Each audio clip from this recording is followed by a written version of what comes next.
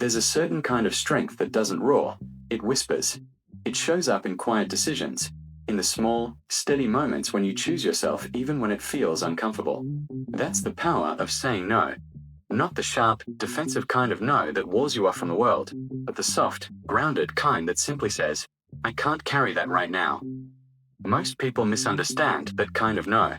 They hear rejection when it's actually preservation. They hear selfishness when it's really self-respect. From a young age, we are taught that kindness looks like compliance. That love means sacrifice. That being good means being available, always.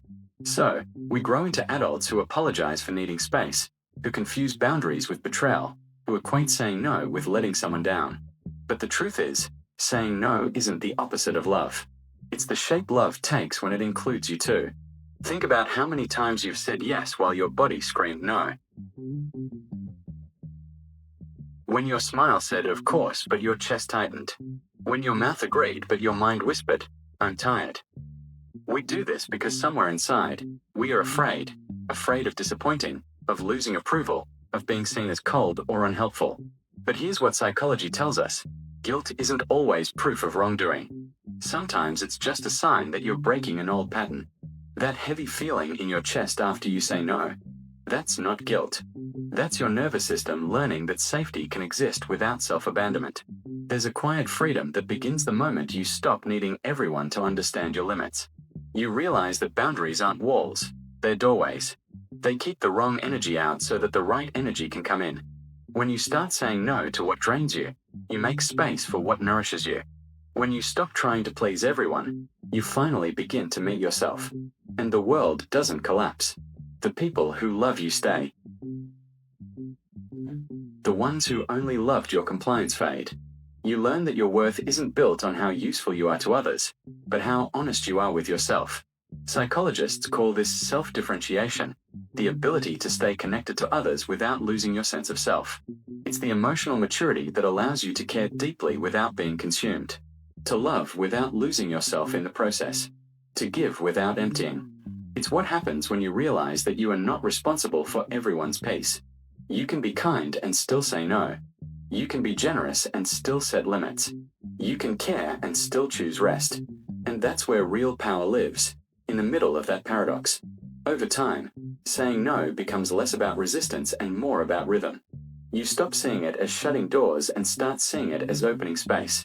Space for rest, for clarity, for the quiet kind of joy that doesn't need anyone else's approval.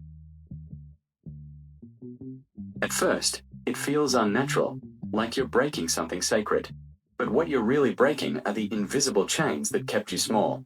You start to realize that you don't owe everyone access to your time, your energy, or your emotional bandwidth. You owe yourself honesty. And honesty often sounds like, no, not today. No, I can't take that on. No, I need a moment to breathe. The irony is that once you start saying no, your relationships get better. The resentment fades. The exhaustion eases. Because you're showing up out of choice, not obligation. You're no longer performing care. You're giving it from a place of fullness. People can feel the difference. A yes born from guilt carries tension. A yes born from alignment carries peace. So, the next time you feel guilty for saying no, remember this. You're not responsible for other people's comfort at the cost of your own clarity. You're not unkind for having boundaries. You're not cold for needing space. You're just learning what balance feels like. And balance is never loud. It's the quiet confidence of someone who no longer needs to explain why their peace matters. Saying no isn't rejection, it's redirection. It's you telling the world, I have limits, and that's how I protect what's sacred. It's you reminding yourself that love doesn't have to mean depletion. So, if you ever feel guilty for choosing yourself, remember, you're not being selfish. You're being whole. And that's the kind of wholeness that gives your yes meaning again.